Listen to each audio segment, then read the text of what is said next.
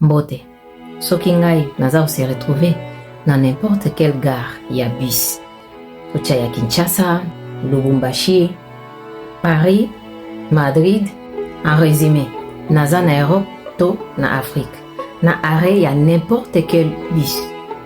Nabimisi passeport na ngai, nabimisi mbongo na ngai, nayebisi chauffeur, nalingi opesa ngai billet destination na ngai Australie. N'est-ce pas bakotala o lokola moto aliboma? Parce que eza lokola ozosenga trop, n'est-ce pas? Est-ce que eza na sens?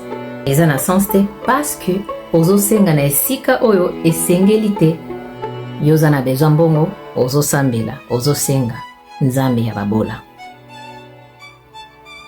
Obotaka te, ozosenga nzambe ya basterile. Ozoluka libala, ozosenga nzambe ya baselibatere. Osalaka te, ozoluka musala, yo wana ozolelela nzambe ya bato bazanga misala. Oza na besoin ya kimia, yo wana ozosambela nzambe ya batrouble. Oh non, eza façon koloba nzambe ye moko ayebi. Ah, kaka nzambe wana oyo ayebi, ye pe mutu apesa yo bongo, apesa yo monoko, apesa yo intelligence, apesa yo volonté, apesa yo libre arbitre, apesa yo pouvoir. Kasi yo oponi na yo kibo bebe. Maloba oyo omesana kobimisa na monoko na yo eza na nguya makasi.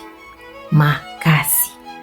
Avec le temps, peut-être kozana pe yano na yo, kasi ekoma lokola loterie parce que ozo beta na ndenge ya désordre.